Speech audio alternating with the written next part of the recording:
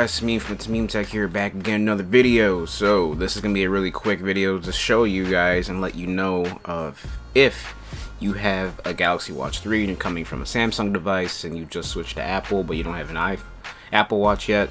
You still have the Galaxy Watch 3. I'm here to tell you that you can use it with the iPhone. You just have to download the Galaxy Wearables app and download Samsung Health, and then you can utilize the Galaxy Watch. I already have it all set up with my iPhone, and I'll be pulling up Samsung Health for you guys to show you what that looks like in the Galaxy Wearable app on my phone. So I'm gonna go and screen record this real quick.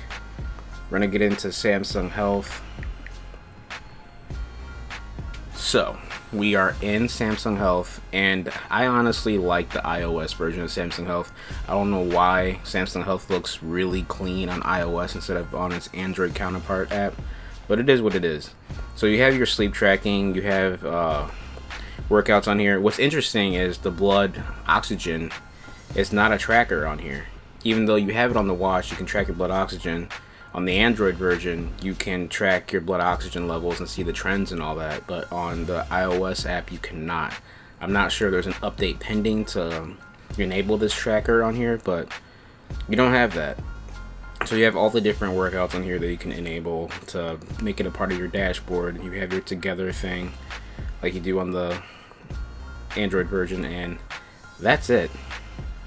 That's really Samsung Health for you. I mean, there's no Samsung ads in the very top like there is on the Android device, thank God.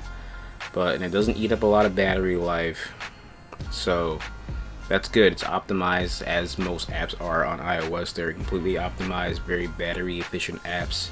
The only ones that aren't battery efficient might be your social media apps. So even those are pretty good and don't drain the battery as bad. So that's one thing I like about iPhones, is that they're very optimized. All the apps are very optimized. They're battery as efficient as they can be. So that's great. So let's get into the screen record again. Go into the Galaxy Watch 3 Galaxy Wearable app. And I do have a video covering the Galaxy Watch 3, my unboxing and initial impressions. It wasn't a review, but I cover most basic parts with the Galaxy Wearable app in the Android version in that video. So if you haven't seen that video, check it out. I'll give my overall initial final conclusions about the Galaxy Watch in this video as well. But going into the Wearables app, you have the time remaining connected via Bluetooth. Mind you, there's no Galaxy Store on here, so when you want your watch faces, you will have to go into the Galaxy Store on the watch itself to get your watch faces, which kind of sucks, but I mean, that's the limitations you get when having an iOS version of this app. So you have your apps in here, the app order, and you can have it in rotary view or list view. You have your display, you can set on here your background style.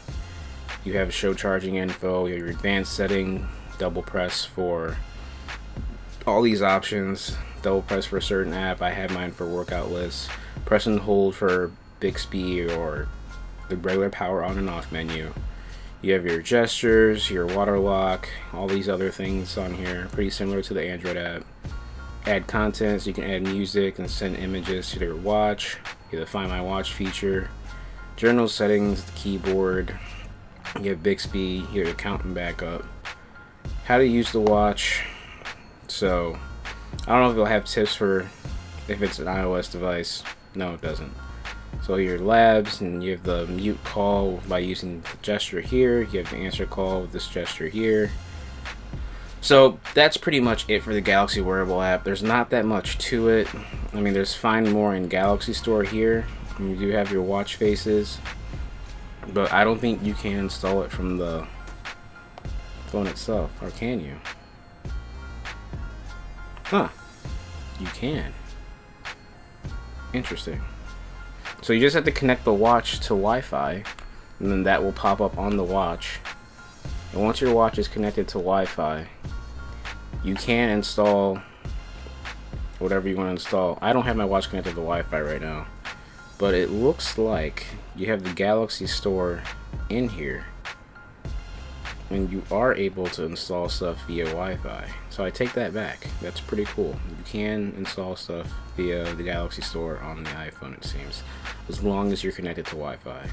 Then you have your search settings here, and that's about that.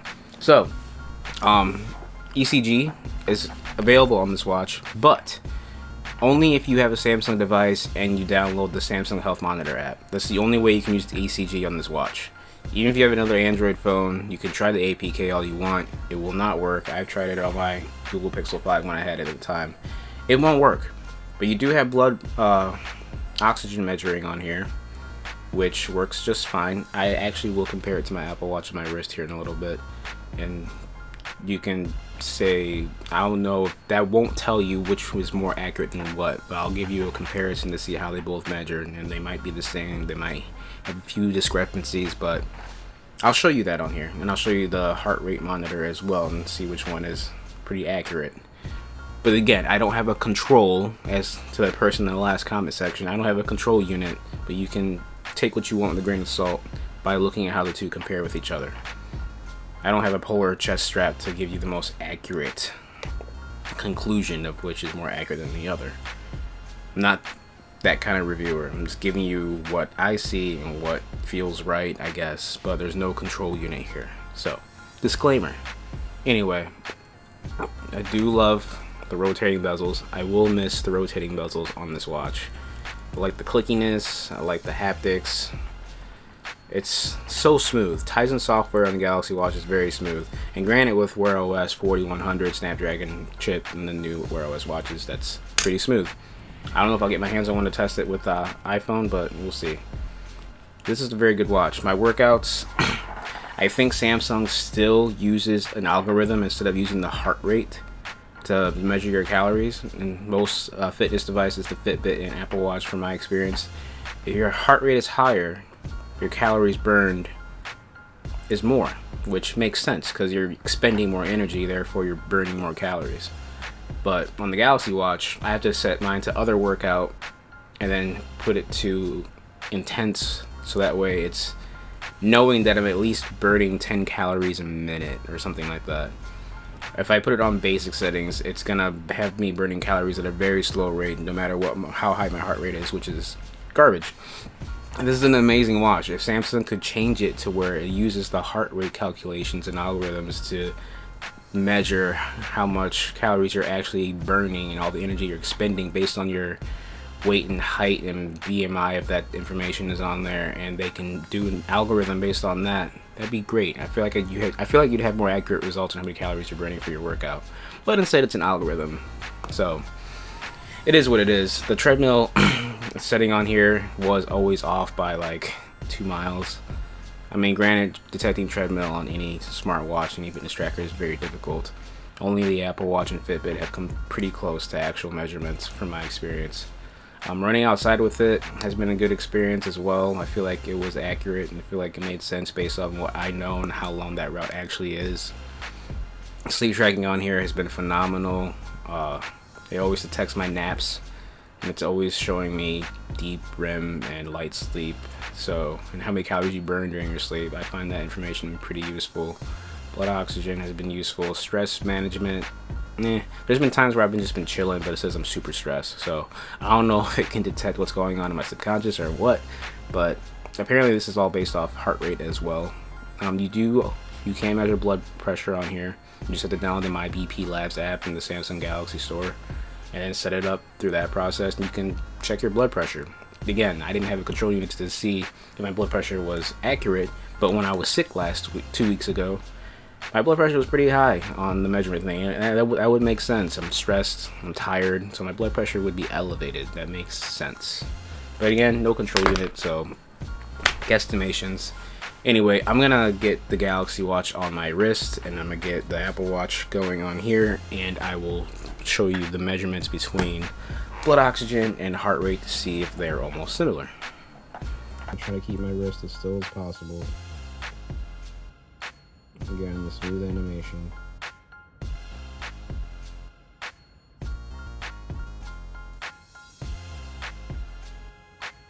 %.